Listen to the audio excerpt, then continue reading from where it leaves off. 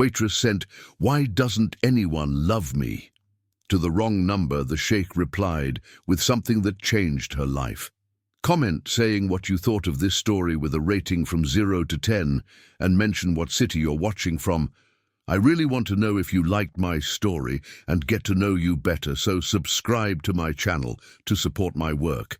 I'm counting on your help. The fine Thursday night rain transformed the streets of London into mirrors reflecting the neon lights of Soho. Amelia Clark felt each cold drop penetrate the thin fabric of her black uniform, already faded from countless washes, as she walked hurriedly towards the bus stop. Her feet ached inside her worn-out shoes, the result of another 12-hour shift at the Skyline Grill, serving hurried executives who barely looked at her face when they ordered their meals. At 26, Amelia carried a weight on her shoulders that seemed to grow heavier each day.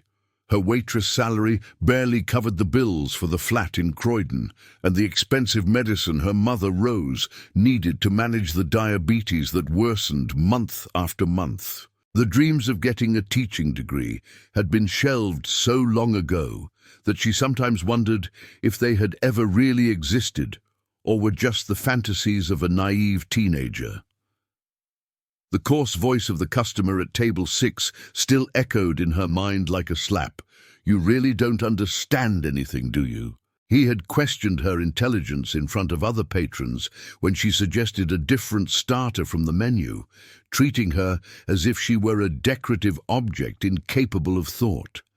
The muffled laughter of the other men at the table had been worse than the shouting. It was the silent humiliation of someone who knew they couldn't fight back without losing their job. The bus was late, as always. Amelia leaned against the covered bus stop, watching the luxury cars that sped by, carrying people to lives she only knew through the soap operas she watched with her mother on the nights she got home early. A feeling of absolute loneliness took over her chest, a physical pain that made her question if she would ever know true love, or if she was destined to accept crumbs of affection from men who disappeared as soon as they discovered her family responsibilities. It was then that she remembered Megan, her best friend from school.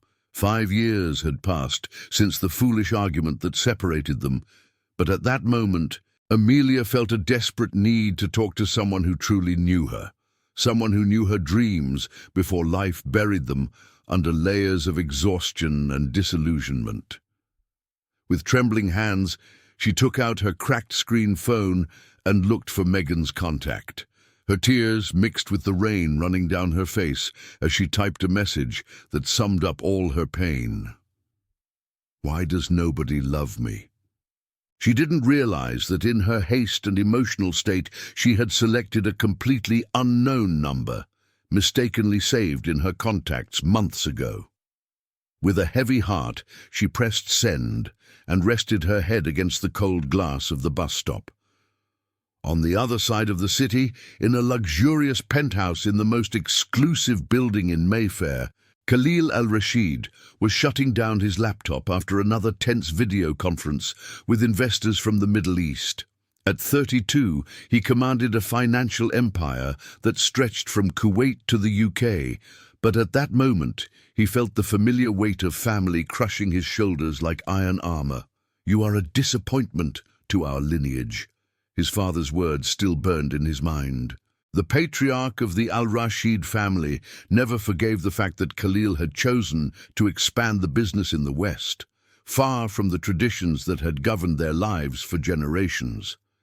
Every successful business decision he made in London was seen as another step away from his origins, another betrayal of family expectations. Khalil poured himself a 30-year-old scotch and walked to the panoramic window that offered a privileged view of the illuminated city. He was used to loneliness. The women who frequented his social circle were calculating, interested only in the surname he carried and the zeros in his bank account. He had already given up on finding someone who would love him for the person he truly was, not for the fortune he had inherited. The notification sound on his iPhone pulled him from his melancholy thoughts. A message from an unknown number glowed on the screen. "Why does nobody love me?" Something inexplicable stirred in his chest.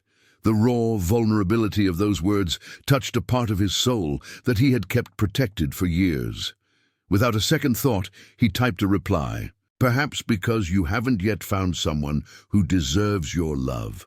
The conversation that followed revealed a connection Khalil had never experienced. On the other end of the line was a woman who spoke of pain with a sincerity that cut through all the social masks he knew. She didn't know who he was, didn't ask about his wealth or status.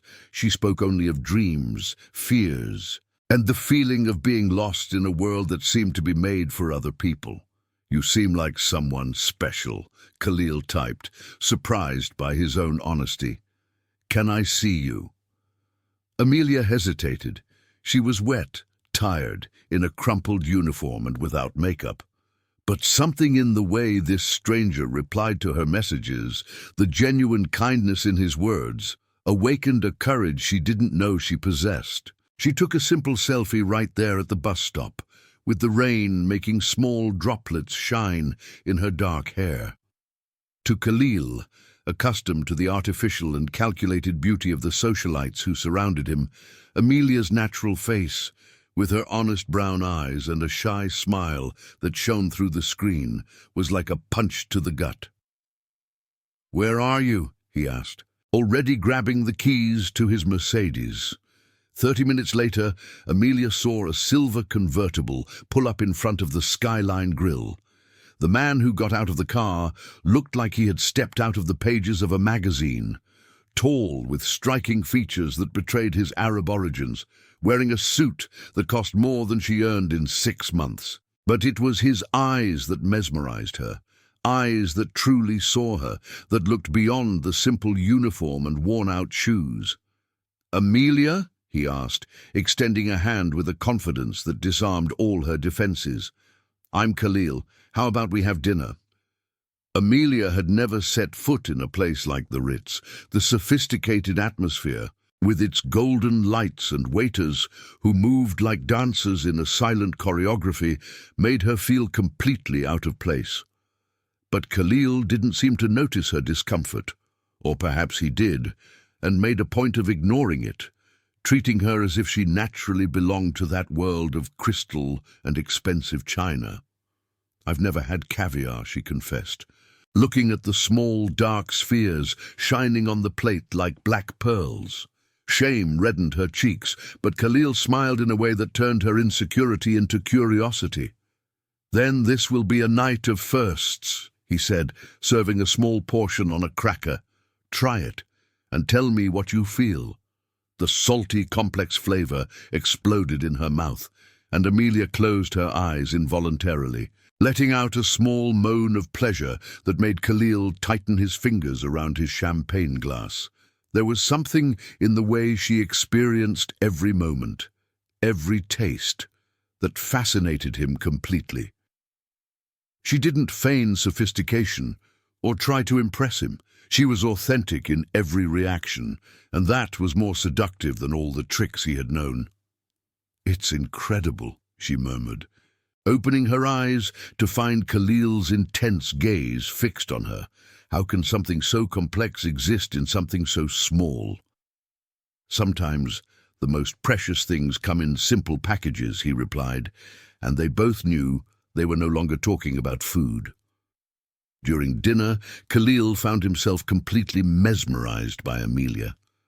She told him about her dreams of being a teacher, about the nights studying by candlelight when the power went out at home, about the way she cared for her mother with a dedication that made his heart ache. There was no self-pity in her words, just a quiet strength that impressed him more than any degree or family lineage. "And you?" she asked, delicately cutting a piece of salmon. "What does a man like you do, driving through the rain to meet a stranger?" Khalil hesitated. He was used to women who already knew exactly who he was before the first date. How could he explain that he had found in her vulnerability something he had been searching for years without knowing it? I manage international investments, he said simply. I came to the UK to expand the family business. But tonight I'm here because your message touched something in me that I thought was dead. The sincerity in his voice made Amelia stop eating. For a moment, she saw beyond the expensive suit and confident posture, saw a man who carried his own wounds, his own loneliness. Are you married? The question slipped out before she could censor herself. No, he replied, but something in his eyes wavered. My family has expectations, traditions, but right now I'm free to make my own choices. After dinner, when Khalil invited her to see his flat, Amelia knew exactly what she was accepting. She wasn't naive, but for the first time in her life she felt truly desired, not just physically but as a person. The way he looked at her made her feel beautiful, interesting, valuable. The penthouse was a world apart. Floor-to-ceiling windows offered a panoramic view of London, and Amelia stood in silence for a few minutes, watching the city lights stretch to the horizon like a carpet of terrestrial stars. It's magnificent, she sighed, and Khalil came up behind her, not touching her, just breathing in the soft scent of her hair. You are magnificent, he murmured against her ear, making her shiver. When they finally turned to each other, the attraction that had been building all night exploded into a kiss that erased any rational thought. Khalil's hands found her face, his fingers weaving into her hair, and Amelia felt herself melt against his strong body. They made love with a passion that surprised them both. It wasn't just physical desire, but a deep connection that seemed to have roots in past lives. Khalil revealed a gentleness and attentiveness that contrasted with his dominant appearance, while Amelia discovered a sensuality she never knew she possessed. In the hours that followed, between caresses and whispered conversations, they built an intimacy that would normally take months to develop. Khalil told her about the constant pressure of carrying the weight of a family empire, about never being allowed to just be himself. Amelia spoke of the fear of never being enough, of carrying the responsibility of caring for her mother since she was 18. You are stronger than you imagine, he said, tracing lazy circles on her bare back. Women from my world couldn't even imagine the life you live, and you are more human than you appear, she replied, kissing his chest. Behind all that power, there's a man who just wants to be loved for who he really is. When dawn broke, reality began to seep into the perfect bubble they had created. Amelia needed to go home, change clothes, take care of her mother. Khalil had important meetings, business decisions that couldn't wait. I don't want this to end, he confessed as she dressed, watching her every move as if he wanted to burn it into his memory. Neither do I, she replied, but doubt was already starting to gnaw at her happiness. But we're from different worlds, Khalil. You must know that better than I do. He stood up and pulled her into his arms again. Different worlds can coexist. Let me take care of you, of your mother. Let me be a part of your life. The offer was tempting, but also frightening. Amelia had seen friends get lost in relationships with powerful men, becoming shadows of themselves. But when she looked into Khalil's eyes, she saw something she had never seen before. True love. Let's go slowly, she asked. I need to understand what's happening between us before making any decisions. Khalil agreed, but inside he felt an urgency he couldn't explain, as if he knew that time was limited, that forces beyond his control were moving to separate them. In the days that followed, they met every night. Khalil would appear at the end of Amelia's shift, taking her to dinners in incredible places, tours of London she had never taken, moments of luxury and pleasure that felt like dreams. But there were also simple moments, like when he accompanied her to the supermarket to buy ingredients for a home-cooked meal they would make together. It was in those moments that Amelia saw him completely vulnerable. Khalil was charmed by mundane things like picking out fruit at the market, talking to the butcher, helping her cook a simple meal. For a man raised among servants and protocols, the simplicity of her life was a revelation. But it wasn't all roses. Amelia's colleagues started making malicious comments about her absences and the expensive car that picked her up every night. Neighbors whispered about the call girl who was now riding in a Mercedes. The criticism hurt more than she admitted, making her question if she wasn't really selling herself for temporary luxuries. Khalil, for his part, fought his own demons. Every gesture of gratitude from Amelia made him question if she truly loved him or just appreciated the comforts he provided. The mistrust, planted by years of self-serving relationships, grew like a weed in his heart. The first big fight happened when Khalil secretly paid Rose's medical bills and put the flat where Amelia lived in her name. The discovery made her furious. "You can't just buy my life," she screamed, handing back the documents. "I'm not an object you can possess." "I was trying to help," he defended himself, confused by her reaction. "I thought you'd be happy. Happy to be treated like an expensive prostitute. To have my independence bought." The word prostitute cut Khalil like a blade. It was exactly how his family would see Amelia if they found out about her. The realization of this reality hit him like a punch, and for the first time, he became aware of the real abyss that separated them. The arrival of Amira al-Rashid in the UK was announced as a society event. "Hello!" Magazine published a 2-page feature on the oil princess who was visiting her cousin in the country.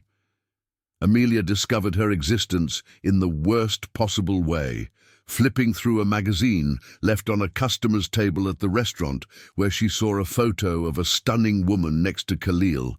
With the caption, "The golden couple of the Middle East reunites on British soil." Amelia's hands trembled as she held the magazine. Amira was everything she was not: sophisticated, educated in European universities, heir to her own family fortune. In the photo, she wore a haute couture dress that cost more than a modest house, and smiled with the confidence of someone born knowing the world belonged to her. Betrothed since childhood, in an arrangement that will unite 2 family empires, the article read. The words danced before Amelia's eyes like a death sentence. Khalil had never mentioned any commitment, never spoken of arranged marriages or family traditions that obligated him to marry another woman. That night, when Khalil showed up at the restaurant, as he always did, Amelia confronted him with the magazine in her hand. The blood drained from his face when he saw the article, and his hesitation to explain was more painful than any confession. "Is it true?" she asked, her voice barely leaving her throat. "It's complicated," he murmured, running his hands through his hair. "Amira and our families have always expected us to marry, but I never agreed to it. She means nothing to me." "Means nothing?" Amelia laughed bitterly. "You're betrothed. How long have you known this and not told me?" "Because it doesn't matter. What I feel for you is real. What we have is real. Those traditions are from the past." But for Amelia, the betrayal wasn't just in the omission. It was in the way he had made her believe they were free to love each other, when in reality she had always been just a pastime before his family obligations. The pain she felt was physical, as if something was tearing inside her chest. "I'm just a bit of fun before the wedding, aren't I?" she whispered. "The poor waitress who's good for passing the time until the princess arrives." "Don't say that." Khalil tried to touch her, but she recoiled. "You are the woman I love. I'm going to break off this engagement. I'm going to face my family." "When? After she leaves?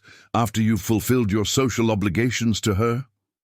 Amira's arrival 2 days later turned Khalil's life into a calculated hell. She checked into the most luxurious hotel in London and began a subtle but devastating campaign to reclaim her place in his life.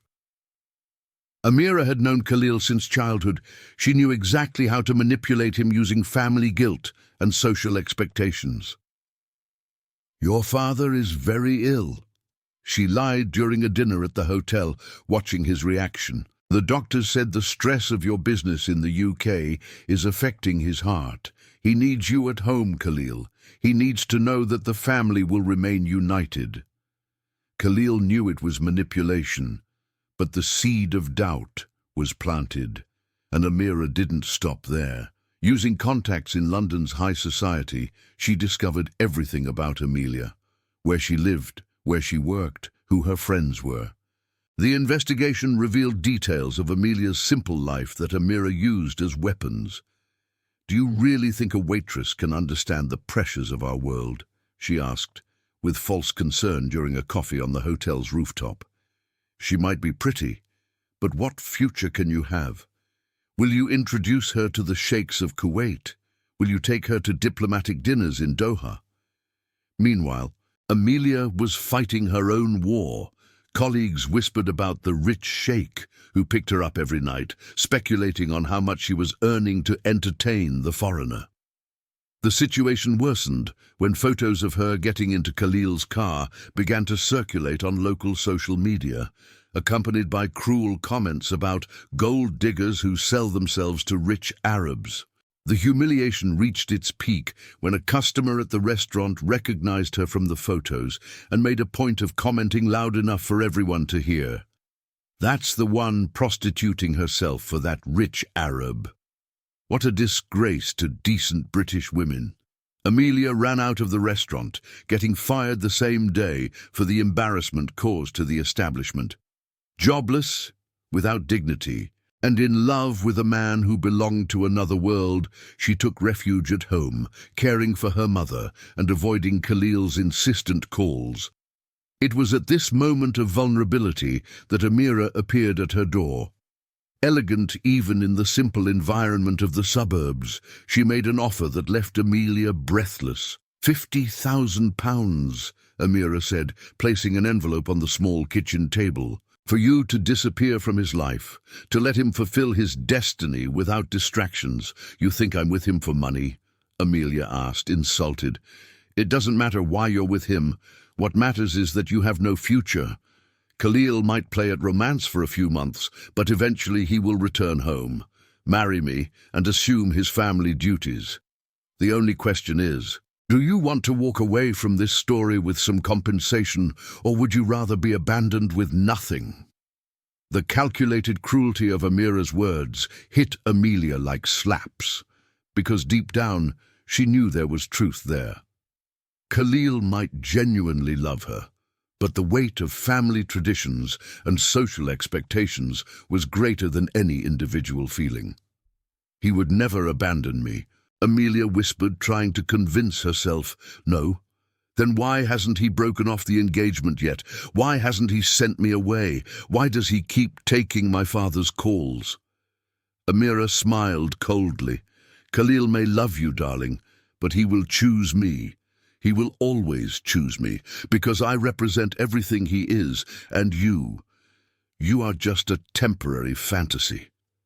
That night, when Khalil finally managed to find Amelia, he found her different, cold, distant, as if she had made a decision he wasn't prepared to hear.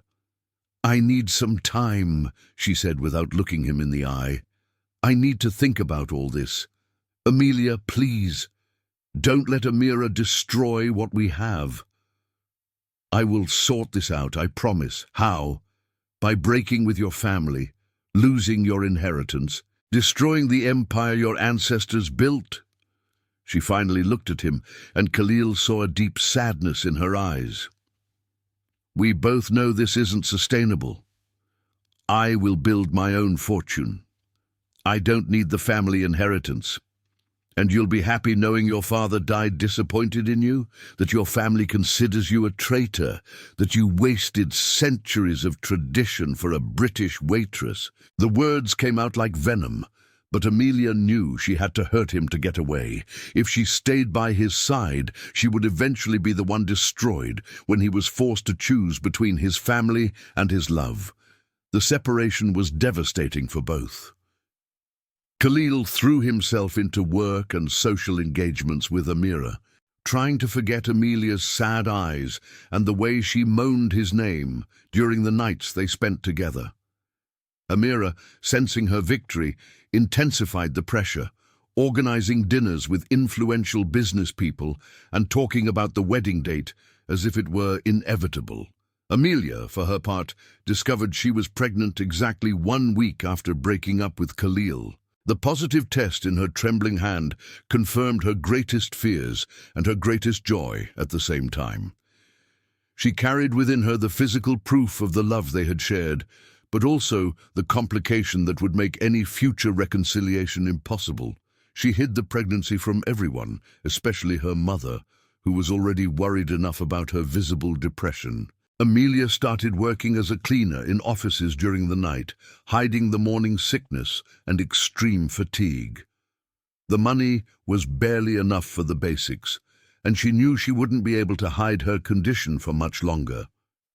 It was during one of these work nights, when she fainted from exhaustion in the bathroom of a commercial building, that fate decided to intervene again. The A&E doctor who attended her recognized her name on her documents. It was the same Dr. Henry Stevens whom Khalil had hired months earlier to care for Rose. Dr. Stevens was not just a doctor. He was a man of integrity who had witnessed Khalil's genuine love for Amelia during Rose's appointments. When he saw her name on the A&E chart, along with the diagnosis of fainting due to exhaustion and early pregnancy, he knew immediately he had to act. "Miss Clark," he said gently, sitting beside the gurney where she was slowly waking up, "I need to ask you a few questions. Does the baby's father know about the pregnancy?" Amelia's eyes filled with tears. "He can't know. He can never know." "Why?" "If I remember correctly, Mr. Al-Rashid showed a great deal of affection for you." "That's precisely why," she whispered. "He has a life to lead, a family that expects things of him. A baby would just be another complication." Dr. Stevens studied her face, seeing beyond the words the pain of a woman who loved so much she was willing to sacrifice her own happiness. But he also saw the dangerous signs, the excessive pallor, the weight loss, the emotional stress that could compromise the pregnancy. "Amelia, may I call you that?" When she nodded, he continued, "As a doctor, I must warn you that your emotional and physical state is putting you and the baby at risk. You need proper care, nutrition, rest, and as someone who knows Khalil, I can say he has the right to know he's going to be a father. And I have the right to protect my child from being seen as a mistake," she retorted with a strength that surprised them both. That same night, Dr. Stevens faced an ethical dilemma that kept him awake until dawn. He held the information that could change 3 people's lives, but also the medical oath to maintain patient confidentiality. The decision he made would be controversial, but he believed it was the only way to save both Amelia and the child she carried. He called Khalil the next morning. "I need to see you urgently," he said without preamble. "It's about Amelia." Khalil, who had spent weeks trying to forget the woman he loved through obsessive work and forced social commitments, felt his heart race. "Is she all right? Has something happened? Come to my office." "There are things I can't discuss over the phone." The meeting in the office was devastating for Khalil. When he learned about the pregnancy and the conditions in which Amelia was living, he felt as if the world had collapsed on his head. Anger at himself for letting her go mixed with overwhelming guilt for not realizing she was suffering so much. "Where is she now?" he asked. "Already getting up to leave." "Waiting," Dr. Stevens replied. "But Khalil, she doesn't want you to know. She's prepared to raise the child alone so as not to disrupt your life." "My life?" Khalil laughed bitterly. "What life? I've spent these weeks functioning like a robot, following social protocols, while my heart rotted. The only life I want is with her, and now with our child." "Then you need to prove that to her, and to your family." The confrontation with Amira happened that same afternoon. Khalil found her at the hotel spa, being massaged by professionals who charged more for one session than Amelia earned in a month. When he told her about Amelia's pregnancy, Amira dropped her mask of sweetness for the first time. "A bastard?" she said coldly. "You're going to throw away centuries of lineage for a waitress's bastard child." "This child will be my legitimate heir," Khalil replied with a deadly calm. "And that waitress will be my wife. Your father will disown you. The entire family will turn their backs on you. You will lose everything. Good. Then I will know who truly loves me and who just loves my money." Amira tried one last blow. "And when she finds out you lost your entire fortune because of her, when she realizes she ruined your family, do you think she'll be happy carrying that guilt?" For a moment, Khalil hesitated, because Amira was right about one thing. Amelia would suffer knowing she had caused an irreversible family rift. But then he remembered her words about building his own fortune, his own life, and he knew that was what he had to do. The call to Kuwait was the hardest of his life. His father, Sheik Omar al-Rashid, listened in silence as Khalil explained his decision. The silence that followed lasted an eternity. "You are choosing a stranger over your own blood," the patriarch finally said, his voice heavy with disappointment. "You are destroying alliances that took generations to build." "I'm choosing love over tradition, father. I'm choosing to build my own legacy, then build it far from the al-Rashid name. You are no longer my son." The line went dead. Khalil stood holding the phone for long minutes, processing that he had just lost everything he knew as family. But strangely, he didn't feel despair. He felt freedom. Finding Amelia was harder than renouncing his inheritance. She had moved from the house in Croydon after neighbors found out about the pregnancy, taking her mother to a small flat at the back of a guest house in Dagenham. Khalil needed Dr. Stephen's help to locate her, and when he finally knocked on the door, it was Rose who opened it. "Khalil," she exclaimed, surprisingly happy to see him. "Thank God you've come." "How is she?" he asked, noticing that the older woman looked healthier than ever, pretending she's fine but crying every night. "This stubborn girl didn't tell me about the baby. I thought it was just lovesickness." Amelia appeared at the bedroom door, wearing a simple dress that was already starting to tighten at the waist. She was thinner, with deep, dark circles under her eyes. But when she saw Khalil, her eyes lit up involuntarily before closing off again. "What are you doing here?" she asked, her voice tired. "I came to get my family," he replied simply. "You have a family, a fiancé waiting for you, traditions to fulfill. I don't have any of that anymore. I broke with everything. Amira went back to Kuwait. My father disowned me. I lost access to the family fortune. All I have is the business I built here in the UK." Amelia felt her legs go weak. "You did that. For me. I did it for us. For our family. For our son." The revelation that he knew about the pregnancy made her crumble. All the walls she had built came crashing down as Khalil knelt before her, placing his hands on her still small belly. "I'm sorry for not fighting for you from the beginning," he whispered. "I'm sorry I let you get away. But I'm here now, and I'm going to spend the rest of my life proving that you and our son are more important than any inheritance." "But you lost everything," she cried, touching his face. "Your family, your money, your world." "I gained everything," he corrected, standing up to kiss her. "I gained you. I gained our child. I gained the chance to build something of our own, something real." The wedding took place 3 months later, a simple ceremony in the local church of the neighborhood where they now lived. Khalil had bought a modest but cozy house, where Rose had a room overlooking the garden she loved to tend. Amelia wore her grandmother's wedding dress, lovingly altered by a neighborhood seamstress. There were no sheiks or socialites present, just a few true friends, Dr. Stevens, who became the godfather, and neighbors who had learned to love the strange couple who had arrived in the neighborhood with an impossible love story. Khalil rebuilt his fortune from scratch, now based on his own merits. His business in the UK prospered precisely because he understood both the world of international investors and the real needs of the local population. Amelia got her teaching degree, as she had always dreamed, specializing in early childhood education. Together, they created a foundation that offered scholarships to low-income youth. When Gabriel Al-Rashid Clark was born, Khalil cried, holding his son in his arms.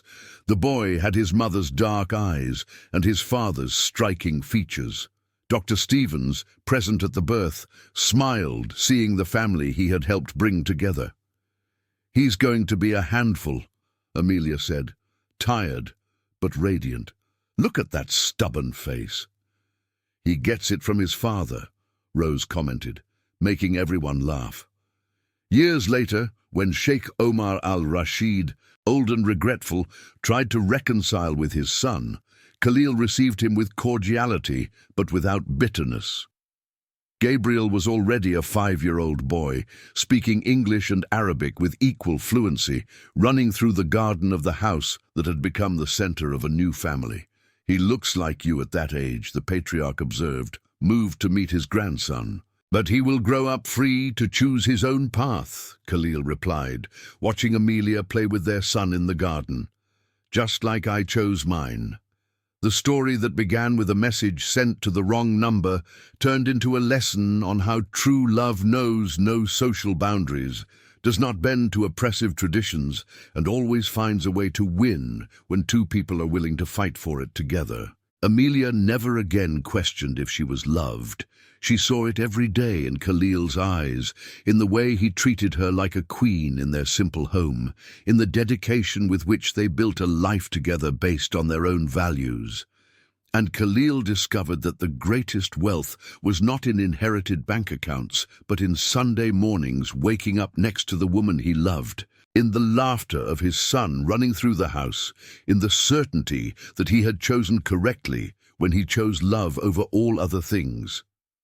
If you like this video, please subscribe to my channel. I promise to bring you videos every day that will make your life happier. Comment what you thought of my story with a rating from 0 to 10, and thank you very much.